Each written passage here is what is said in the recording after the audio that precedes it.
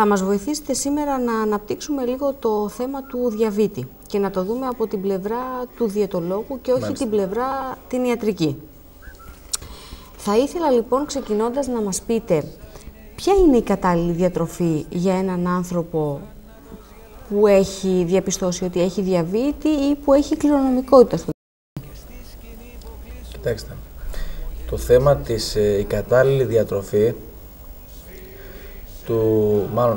η κατάλληλη διατροφή του διαβητικού είναι και η κατάλληλη διατροφή του απλού ανθρώπου.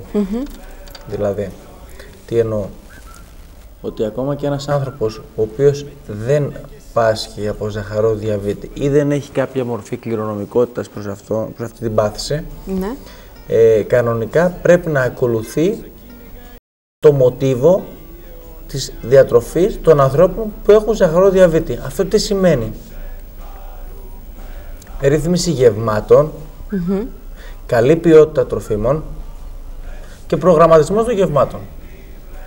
Αυτά είναι τα βασικότερα που πρέπει να τηρεί μια σωστή διατροφή.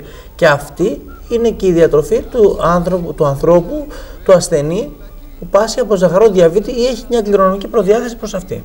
Άρα θα λέγαμε ότι αν κάποιος διατρέφεται σωστά από την παιδική, τη βρεφική του ηλικία, τότε και στη μετέπειτα στην ενήλικη ζωή δεν θα είναι δύσκολο να ακολουθήσει ένα πρόγραμμα που ίσως να είναι λίγο πιο αυστηρό σε κάποια πράγματα όταν έχει διαβήτη.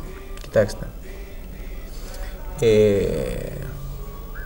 για μένα δεν θεωρώ ότι υπάρχει θέμα αυστηρό.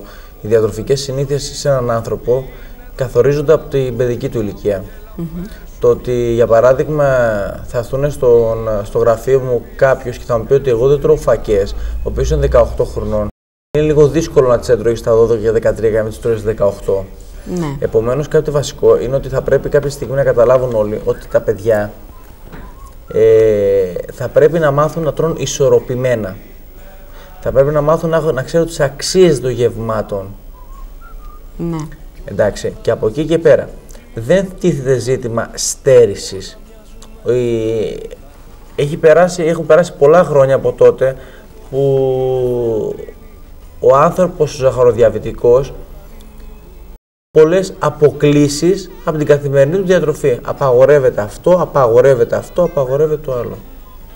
Πλέον η έρευνα πάνω στη διατροφή και στο ζαχαρό διαβήτη έχει προχωρήσει πάρα πολύ και έχουμε οδηγηθεί σε ένα συμπέρασμα ότι επιτρέπονται όλα με συγκεκριμένο τρόπο και όταν είναι καλής ποιότητας.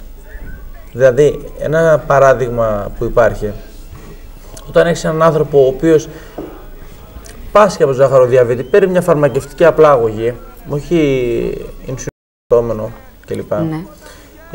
Αυτός ο άνθρωπος μπορεί και το πρωί, κάποιες φορές μου έρχονται περιστατικά εμένα και τους βάζω το πρωί ψωμί με μέλι. Ναι. Και μου λένε, καλά, είναι δυνατόν μέλι? Ναι, δεν πειράζει το μέλι.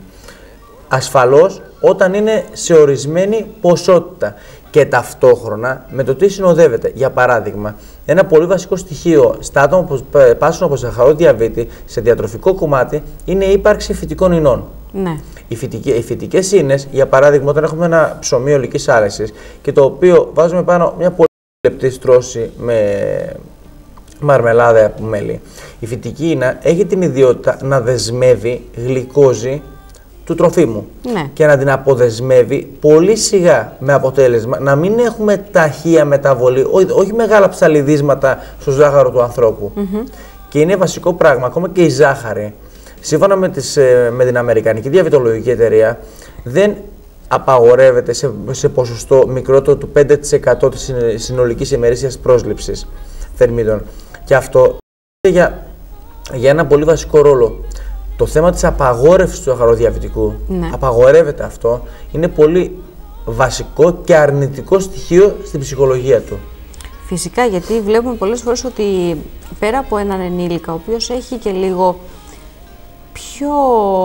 λίγο πιο κατασταλαγμένος και αντιλαμβάνεται τα πράγματα διαφορετικά. Σε ένα παιδί το οποίο πάσχει από διαβήτη ή σε ένα παιδί το οποίο είναι κληρονομικότητα ή κάτι εντοπίζεται το οποίο μπορεί να το οδηγήσει σε διαβήτη πολλές φορές. Κοιτάξτε, να σου πω, εκεί είναι λίγο... Όσον αφορά τα παιδιά, εκεί τίθεται άλλο ζήτημα. Γιατί μιλάμε για ζαχαρό διαβήτη τύπου 1, νεανικού τύπου, όπου πλέον αυτό το παιδί σίγουρα παρακολουθείται από τον θεράπον ιατρό του, σίγουρα γίνονται όλες οι απαραίτητες εξετάσεις, κάνει προφανώς την ινσουλινοθεραπεία του, κάνει την ινσουλίνη του, επομένως είναι ακόμα πιο απλοϊκά τα πράγματα. Δηλαδή, ο γιατρός σίγουρα του έχει εξηγήσει ποιο είναι το πρόβλημα, του έχει δώσει κατευθυντήριες γραμμές για το τι μπορεί να φάει και όταν θα φάει κάτι παραπάνω, ίσως να αυξήσει λίγο την δόση του ή έχει εκπαιδεύσει τις γονείς του. Αυτό είναι η δουλειά του γιατρού ασφαλώς και από εκεί πέρα είναι πιο απλά τα πράγματα γιατί ήδη καλύπτεται μέσω της ενέσιμης ινσουλίνης. Ναι. Στην περίπτωση ασφαλώς που έχουμε ζαχαροδιαβήτη τύπου 2, ο οποίος δεν αφορά τόσο πολύ τα παιδιά, αλλά κυρίως τους ενήλικες. Και ενήλικες μιλάμε για ανθρώπους πάνω από 40-50 χρονών και οι οποίοι έχει συσχέτιση το πότε εμφανίζεται με τον τρόπο διατροφή, με τον τρόπο ζωής τους τέλος πάντων. Εκεί πέρα παίζει πολύ πιο σημαντικό ρόλο η διατροφή. Μάλιστα. Ποια είναι τα στοιχεία της σωστής διατροφής? Τι θα πρέπει δηλαδή να μας δίνει σε στοιχεία η σωστή διατροφή? Κοιτάξτε, αυτά θρεπτικά συστατικά, όπως είναι και ένα φυσιολογικό πρόγραμμα διατροφής, πρέπει να είναι 50-55% η καθημερινότητα σε υδατάνθρακες, ένα 20% το μέγιστο σε λίπος και το υπόλοιπο να πηγαίνει σε πρωτεΐνες. Αυτό είναι τα ποσοστά των θρεπτικών συστατικών που μπορούν να παρέχονται σε καθημερινή βάση σε ένα ημερήσιο διαιτολόγιο. Ναι. Από εκεί πέρα, κοιτάμε πολύ συχνά, είναι αυτό που προανέφερα, το θέμα των φυτικών ινών, το οποίο είναι πολύ σημαντικό για έναν άνθρωπο ο οποίος πάσχει από ζαχαροδιαβήτη, αλλά το πιο σημαντικό από όλα, και το οποίο το συναντάμε τα τελευταία 2 χρόνια που έχουν γίνει κάποιες έρευνες, είναι ο γλυκαιμικός δείκτης. Ναι. Δηλαδή, κάθε τροφή έχει ένα γλυκαιμικό δείκτη. Ο γλυκαιμικός δείκτης τι είναι? Είναι ουσιαστικά η ταχύτητα ανταπόκρισης της τροφής στο ζάχαρο του ανθρώπου. Ναι. Δηλαδή, κατά πόσο αυτή η τροφή, κατά την πέψη της, ανεβάζει, πόσο ταχαίως ανεβάζει τα επίπεδα της γλυκόζης στο αίμα του. Όσο πιο χαμηλός είναι ο γλυκαιμικός δείκτης σε ένα τρόφιμο, τόσο πιο επισφαλές είναι για τον άνθρωπο. Ταυτόχρονα είναι και πολύ σημαντικό το θέμα της συνδεδεμένης παχυσαρκίας με την υπερινσουλινεμία. Γιατί σε καταστάσεις όπου ο άνθρωπος τρώει τροφές οι οποίες έχουν αυξημένο γλυκαιμικό δείκτη, απευθείας ο οργανισμός αυξάνει και τα επίπεδα ινσουλίνης στο αίμα. Και μιλάμε για μια κατάσταση όπου ο οργανισμός ουσιαστικά οδηγείται στη λιποαναπόθεση.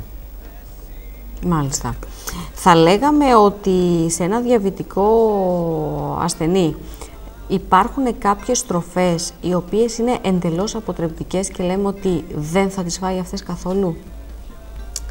Αν δεν πάσχει από κάποιο νόσημα και απλά χαρακτηρίζεται ως ζαχαροδιαβητικός και εφόσον ο γιατρός του, με τον οποίο θα συνομιλήσει ο διαιτολόγος, θα κρίνει ότι δεν υπάρχει κάποια συγκεκριμένη τροφή η οποία το απαγορευτεί για τους ΑΒ λόγους, δεν υπάρχει κάτι τέτοιο.